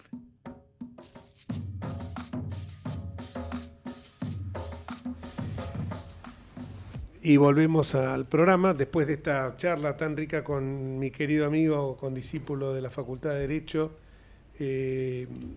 Ricardo Fernández Núñez, y tenemos en línea para hablar de este tema de Ucrania, sobre todo de un artículo que yo recomiendo muy especialmente sobre el Fondo Monetario Internacional, que escribió en su blog, creo, porque también escribe como Osvaldo Pérez Sammartino en el semanario digital Seúl, donde ha escrito cosas muy interesantes, pero en su blog, Jesús Rodríguez, a quien ya presento, un excelente amigo, un diputado y un político argentino que ha llegado a, y lo digo yo porque me lo dijo y es público, a que Santiago Kovadlov, creo que es un filósofo que todos admiramos, el Papa lo consideró a Kovadlov el filósofo argentino viviente más importante, y Kovadlov un día me dijo, siempre tenemos una comida pendiente con el invitado nuestro, con Jesús Rodríguez, que me dijo, Jesús Rodríguez es el político más brillante de la hora actual. Jesús, después de esta introducción, queremos... ¿y se cortó? Se nos cortó la comunicación. Bueno, seguimos. Estaba hablando de Jesús Rodríguez. Sí, ya sé. Y sí. ¿Resucitó o no? Hola. Aquí estamos, un gusto, Jorge, ¿cómo estás? No sé si escuchaste lo que había dicho de vos, pero... Sí, inmerecido, absolutamente inmerecido. Te agradezco mucho, desproporcionado y desmesurado. Vamos a... Repito lo que dijo Santiago Kovadlov. Y actualmente es el presidente de la Auditoría General de la Nación, nada más y nada menos. Vamos a los temas porque nuestro amigo de Ucrania nos comió medio programa. Queríamos consultarte a vos sobre 3 temas. En primer lugar, ¿cómo ves el tema de la negociación del Fondo Monetario Internacional? ¿Cómo ves la posición que debería tener Juntos por el Cambio? Tu posición personal. Y después pasamos también a tocar el tema del malhadado, por así llamarlo, discurso de inauguración de las sesiones ordinarias de la Cámara de Diputados del presidente con la vicepresidenta al lado, y también del tema de Ucrania. Primera pregunta, el tema del Fondo Monetario Internacional. Bueno, pongamos los objetivos por orden. Y la Argentina necesita ordenar, regularizar, normalizar sus relaciones financieras con el exterior. Porque la alternativa, la de entrar en atrasos o en default con el Fondo Monetario, es una verdadera calamidad que va a pulverizar la actividad económica, destruir el valor del salario, hacer desaparecer a eslabones de la cadena productiva, generar mayor inflación, impedir el financiamiento de las empresas argentinas en el exterior, y podemos seguir. Así que la Argentina necesita regularizar sus relaciones financieras con el exterior. ¿Quiere decir eso que el Congreso debe discutir los contenidos de ese acuerdo? No necesariamente, porque, por ejemplo, cuando fue la negociación con los acreedores privados, el Congreso y la oposición impulsaban esa negociación, pero no se involucraron en los contenidos, en el detalle de la misma. Así que yo creo que esa es la posición que ahora sería deseable hacer. Forma parte de una actitud responsable de una oposición que le hace oposición al gobierno, pero no al país. Y eso no significa ni coincidir con la estrategia del gobierno, ni mucho menos.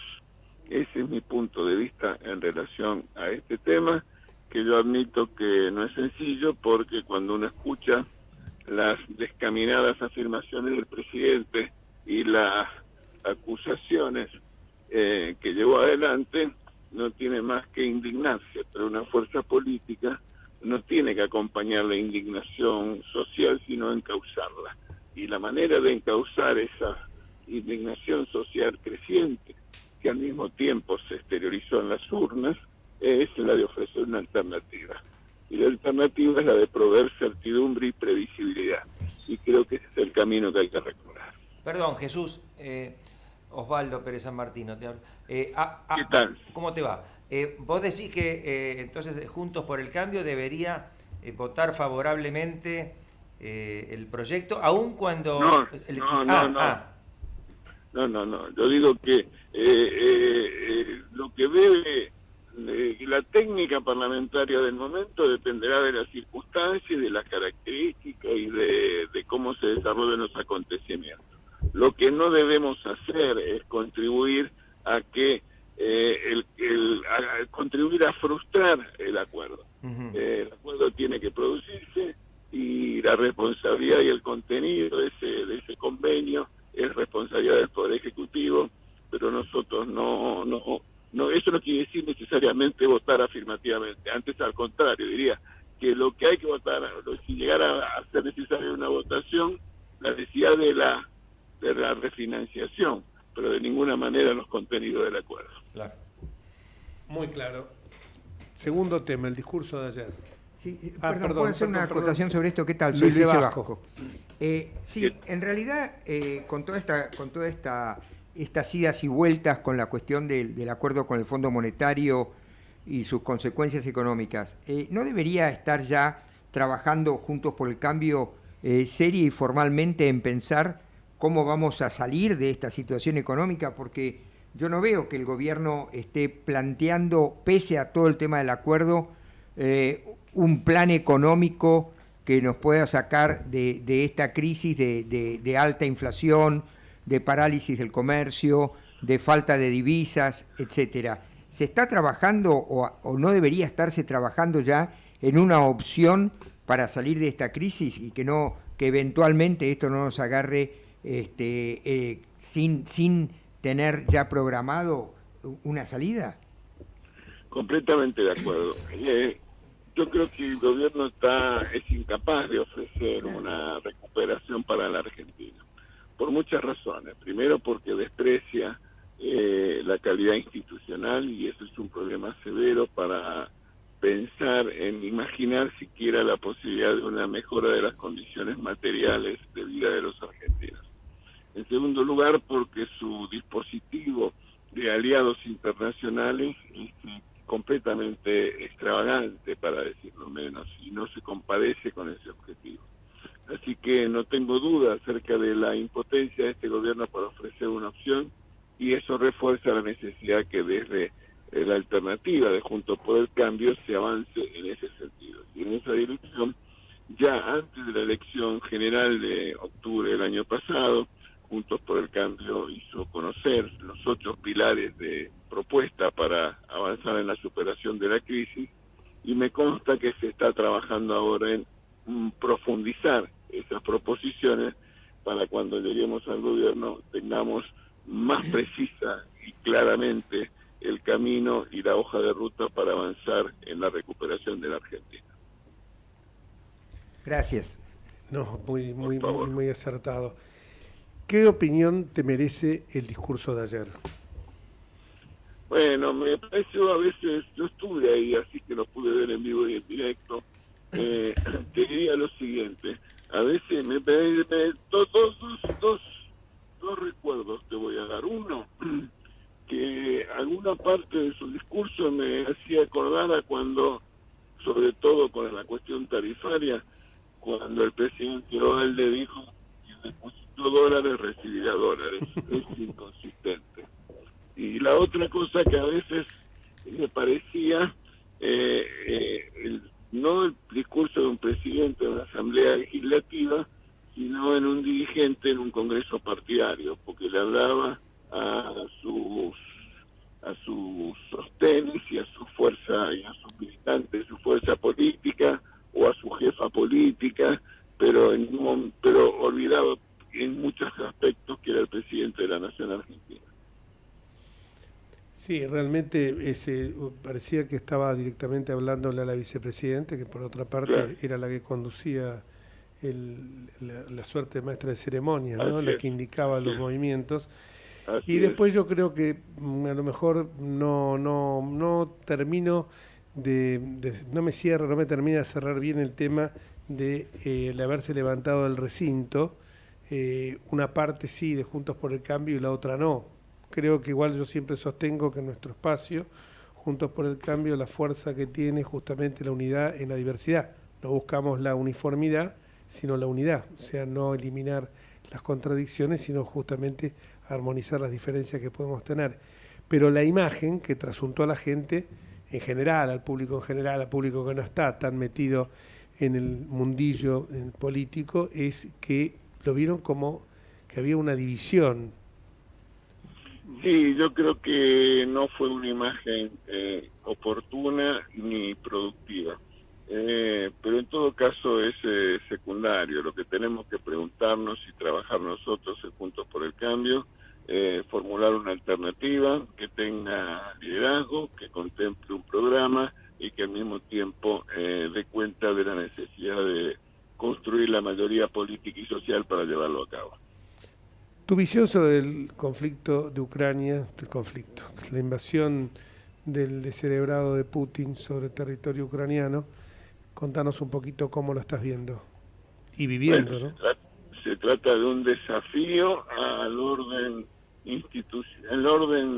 al orden global instituido, el desconocimiento de las Naciones Unidas, la vulneración de principios elementales que lo guían y lo fundamentan, y el recurso de la fuerza, que es la peor de las combinaciones en un mundo globalizado que aspira a ser casa común de todos los ciudadanos del mundo.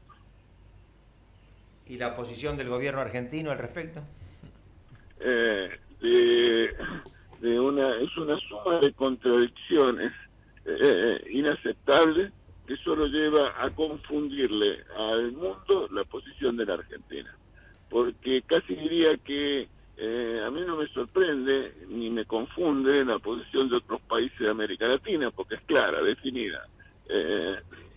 Incluso a la que no comparto para nada, Nicaragua o Venezuela. Pero la posición argentina confunde, y eso en las relaciones internacionales, la incertidumbre y la imprevisibilidad es la peor de las compañías. Y yo creo, me parece a mí que esa ambigüedad se da también en los temas, digamos, domésticos, y hace que se genere una parálisis del gobierno. Por ejemplo, en el tema tarifario o en tantos otros. No se puede estar todo el tiempo tratando de quedar bien con unos y con otros. Como decís vos, hasta la posición que creemos equivocada, en la medida en que sea coherente y se desarrolle, no será la mejor, pero por lo menos tiene alguna viabilidad, mientras que nosotros estamos permanentemente sujetos a estos vaivenes, ¿no? Bueno, esa es la consecuencia dramática de un episodio que es congénito al dispositivo de poder oficial, que es la circunstancia de que una persona que no está en la pirámide del poder formal conduce esa fuerza política, y el mejor ejemplo de ello es que nominó, no en un congreso partidario, ni en una elección interna, ni en una asamblea, sino por una decisión individual, las dos posiciones políticas más importantes de la Argentina, la presidencia de la Nación y la gobernación de la provincia de Buenos Aires. Y esa debilidad de origen se amplifica luego con la derrota electoral. Y entonces lo que tenemos es un ejercicio permanente de equilibrio, balances, contrapesos, y solo trae confusión e incertidumbre, y eso es altamente contraproducente. La posición argentina, disculpa que vuelva sobre el tema anterior, pero me quedé pensando algo. Esta posición argentina en materia de relaciones exteriores, tan basculante, ¿no es cierto?, sacando, no es una constante desde el año 30 hasta el presente, con algunos cancilleres que me pasan por la cabeza, como Zabal Ortiz, por ejemplo. Sacando esos intervalos lúcidos, ¿no ha sido una constante esa política anterior? No hablemos ya del tema de la Segunda Guerra Mundial, con nuestra posición ambivalente con el eje y con los aliados, pero no es una constante que en otros países no se ve. Por ejemplo, siempre todo el mundo habla de la diplomacia de Itamaraty en Brasil. En cambio nosotros es como que no tenemos esto suficientemente claro, cuál es el objetivo, la inteligencia, los intereses de que hablaba Alberdi, ¿no? Bueno, por eso es cierto en relación a distintos gobiernos, pero lo que estamos hablando al mismo presidente, el mismo gobierno, en la misma semana posiciones encontradas sobre un mismo tema. Eso ya es otra cosa. Eso se llama esquizofrenia extravagante. Muy bueno, por no decir histeria, ¿no? Y además lo que nosotros llamamos un auténtico Selig, ¿no? Sí. Muchísimas gracias, Jesús, y esperemos seguir el contacto escuchándote, porque siempre sos una voz clara y lúcida, una cabeza pensante que hace falta tanto en la Argentina de hoy. Gracias, Jorge, un abrazo, Waldo también. Gracias, saludos. Hasta luego. Un abrazo enorme, chao, Jesús. Seguimos nosotros con nuestro programa y creo que quedaron muchos temas en el aire, ¿no? Pregunten ustedes si quieren. Hoy los vi. Perdón, para hablar de una cuestión que le preguntamos a dos invitados y que tuvimos respuestas distintas. Habló del acuerdo, porque es un tema complejo. Seguro. El tema del acuerdo con el fondo. De ¿cuál debería ser la actitud de la oposición? Yo le decía a Waldo Gol, no quisiera estar en los zapatos, en el sentido de que es mucha responsabilidad. Yo no sabría, sinceramente, hoy qué posición toma. Waldo Wolf estableció una. Sí, pero vos fíjate que la posición en general hay como un hilo, un común denominador entre Jesús y Waldo, que es el siguiente.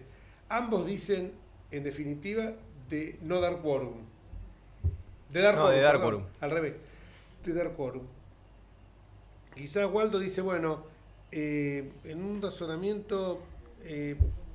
Él lo condiciona a que el oficialismo esté unido en la aprobación del proyecto. Claro, y que caer en default no sería tan malo. Y Jesús, que es un economista, te está poniendo que caer en default no es saludable. Cuando caímos en default en la época de Duhalde, se festejó, de Rodríguez A, se festejó, y yo recuerdo que alguien me dijo, un economista, no me acuerdo ahora el nombre, que me dijo, estamos festejando como si un acreedor hipotecario te estuviera ejecutando tu casa. Pero además caer en default es peor que eso. Caer en default significa no tener acceso al exterior y estaríamos como Rusia, aislados. Sería exactamente lo mismo. Es decir, en el mundo globalizado como el de hoy, no existe un país que tenga todas las opciones del manejo de su economía, porque hay una interacción. Entonces, las pymes no pueden trabajar porque no se puede importar material. Las concesionarias de autos no pueden arreglar los autos. Esto no es un dato menor. Un amigo mío llevó a una concesionaria su auto y en la concesionaria dijeron, tenemos un problema, no tenemos repuestos. Y tengo la concesionaria llena, voy a tener que empezar a cobrar el estacionamiento porque tengo el taller lleno de autos para arreglar. A mí me pasó también en una marca de primer nivel ya en diciembre, que me dijeron están los repuestos en el puerto y no ingresan. Si el arreglo que tenemos que hacer requiere repuestos, no sabemos si lo vamos a poder hacer.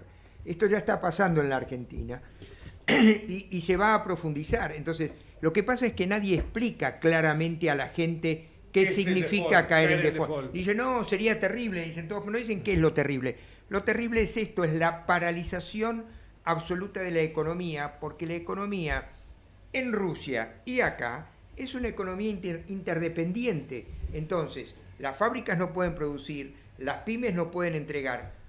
Por ejemplo, si uno tiene que hacer una ventana, una abertura y llama a una empresa que hace aberturas de aluminio. Ay, no me lo digas a mí que estoy en eso. Bueno, no te pueden dar un presupuesto porque no saben si van a tener, no solamente el precio. Muchísimas gracias, Luis. Fue un cierre interesante porque llevaste una cosa que parecería que es para iluminados, que es el default, lo llevaste al terreno práctico. Y el default llegó al programa, según los el default llegó al programa porque llegó acá porque caímos en default con el horario. 19:00 entregamos perfecto. Muchísimas gracias a toda la audiencia y nos vamos hasta el próximo miércoles, si Dios quiere, a la hora 17, como siempre en Ecomedios, AM 1220, entre ustedes y nosotros, con Osvaldo, Ezequiel y Luis. Adiós. Chau.